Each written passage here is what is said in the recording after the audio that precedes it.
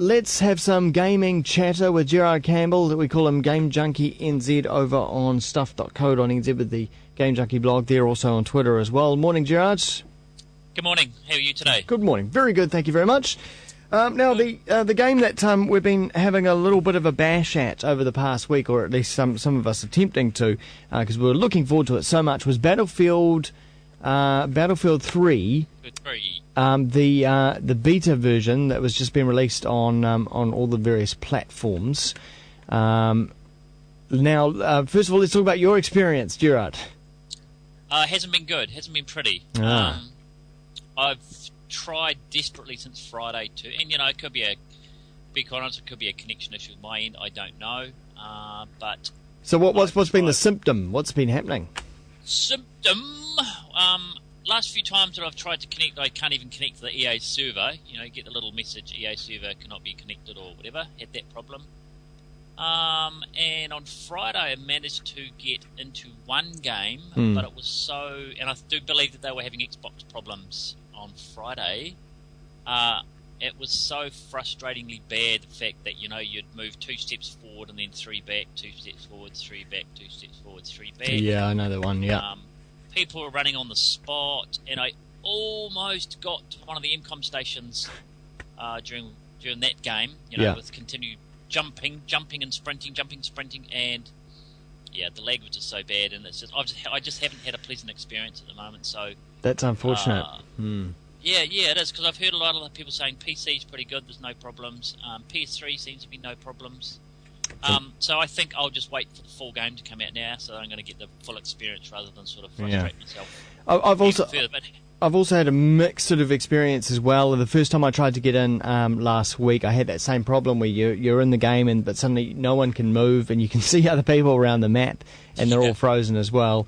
I have had a few good rounds where everything's been absolutely clean, and my experience of it so far, well, I think the jury is still out on it for me. When I played Bad Company 2, the beta version of Bad Company 2, when that came out, I was like, wow, this next level stuff. I love this game. I can't wait till the actual game comes out. But this one, it just feels a little bit. It feels like it's been tweaked maybe a little bit too much. I don't know. I could be wrong. I would like to see another map.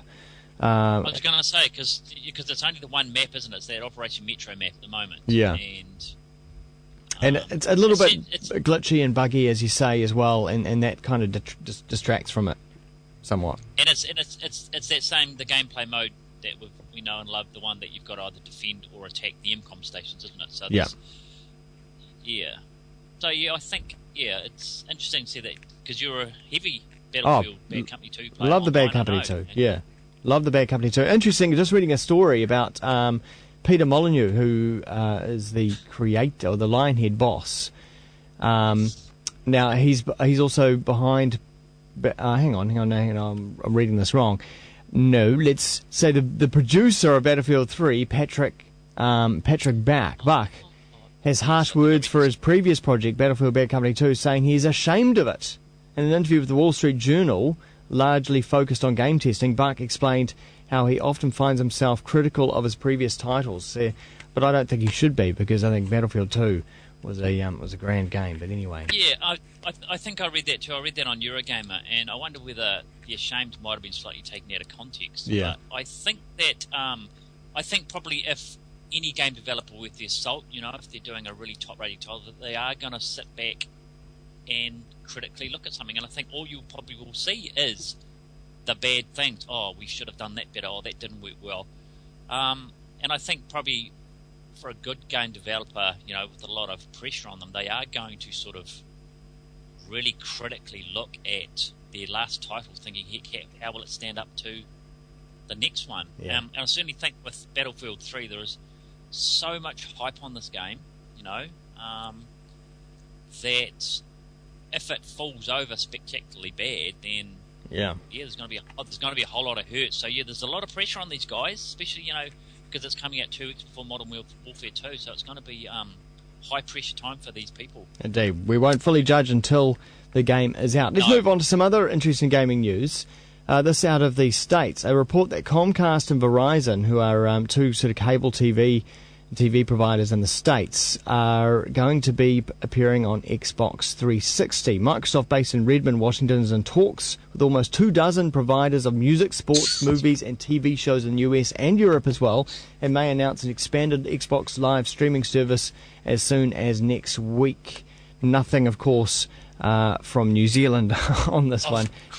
Just as usual. Are you surprised? Are you surprised? Not at all. But this is interesting. This shows that Xbox 360, the unit, the hardware itself, is looking to stick around a whole lot longer, even though it's been around now for five or so years. So yeah. Well, it does, doesn't it? Because I can't see big outfits like Comcast and Verizon,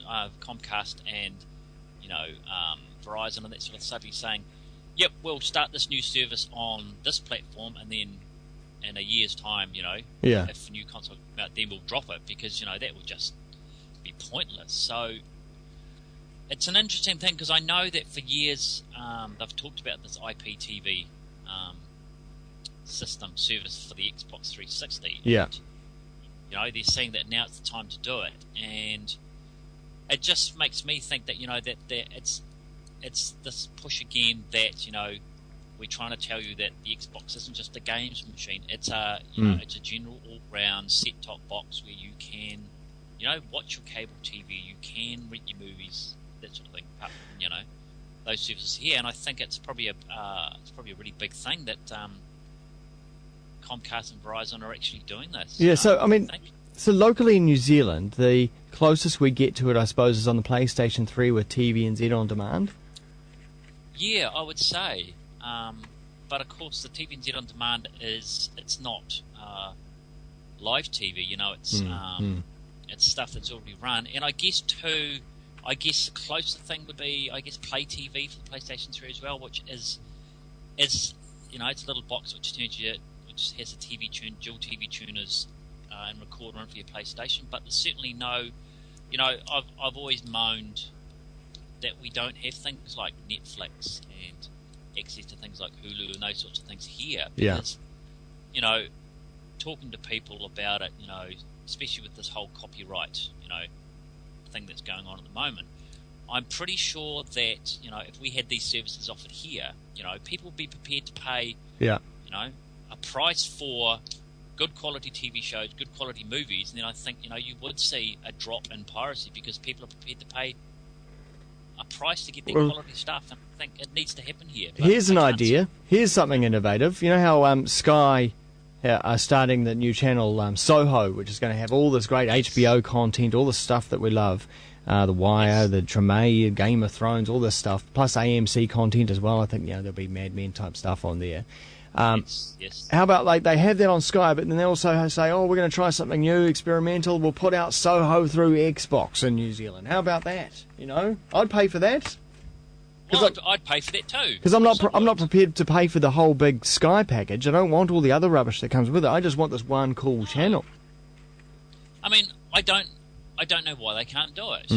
I don't know why, because you can TVNZ on demand on the PlayStation 3. It's pretty, you can watch it, from time to time if your your broadband sort of conks out a wee bit, it sort of has to buffer a wee bit, but most of the time it's pretty, it's watchable. So I can't see why we can't offer this sort of service to Xbox users here, that you can have a channel like Soho. In Australia, I think, I may be wrong, but I think Foxtel, the sports channel in Australia, you can subscribe through your Xbox and you can watch the Foxtel channels on your Xbox 360.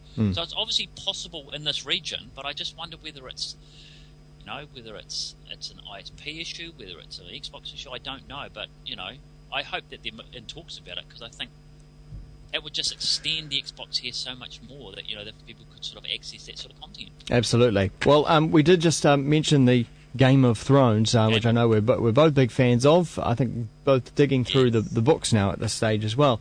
But interesting gaming news regarding Game of Thrones. A gaming company called Cyanide has been working on a multi-platform RPG based on George R.R. Martin's A Song of Ice and Fire series.